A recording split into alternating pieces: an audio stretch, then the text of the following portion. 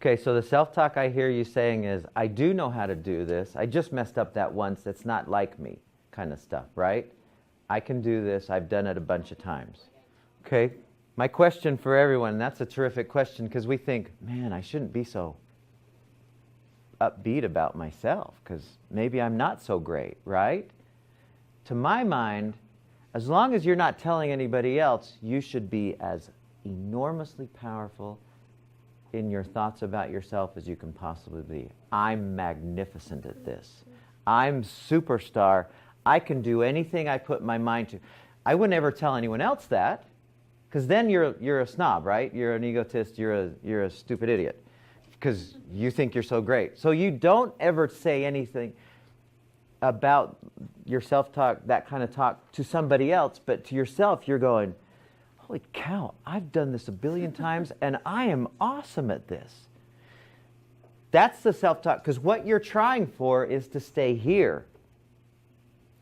This is where we perform best in everything. You go into a test, and if your self-talk goes to, I can't do this, I know I can't, here's where we go. If you say, I'm the smartest person in the world, and I can remember anything, your body's going to go, okay, if that's what you're telling me, it's more likely that you'll stay here. So I would say, for sure, flood your mind with those positive things.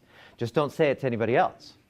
I just have a comment about that because I play a lot of sports, but I've noticed there's another.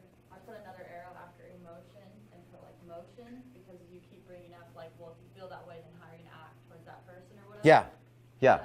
So with cheer or whatever, or I did this when I played tennis. You think that thought oh no, I'm better than this. I can hit that and do it the right way, but if your body is not in line with what you're thinking, so you have to act you can't just be oh, I'm better, and then you notice how when something goes wrong, your what you're doing physically changes. You get in a different mode where you're accepting that role. So you have to pretend. Yes. To be positive. Yes. In your physical, outwardly. You know what I mean? Yes. You have to play that role physically if it has something to do with physical. So the third one is the outcomes, right? The results, right? And if you say to yourself, I can hit, let's say you hit a backhand that goes long, right? You start to have that self-talk, I can't hit a backhand, I can't hit a backhand, I can't hit a backhand. It does. But if you say to yourself, backhands are easy, no sweat, right? And your body goes, okay, that's what you're telling. We'll get into the subconscious mind in a couple weeks, and it's so powerful, so very powerful what you're saying.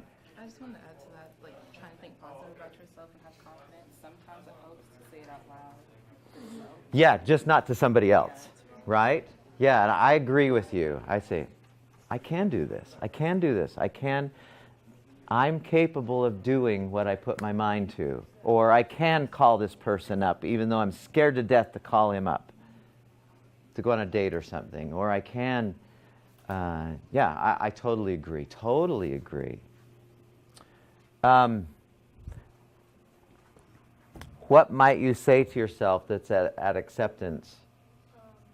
It's okay, I don't have a new car soon, and I don't have to work this much forever.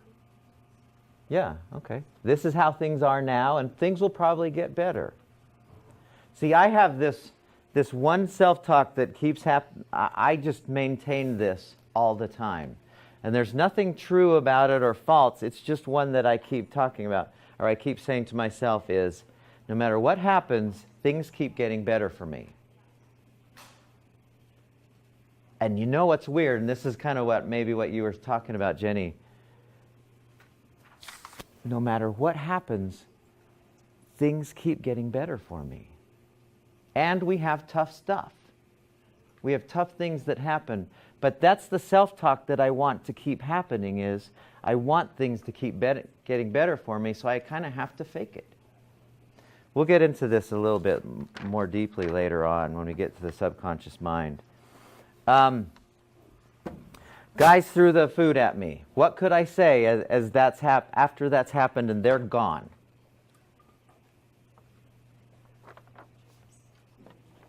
That's how kids are. I was probably like that too. I was worse. We threw snowballs at cars. That's Now, that doesn't mean I accept what they did to me, but I accept them, that that's something that happened that I can't do anything about. How do I get to feel if that's what I say?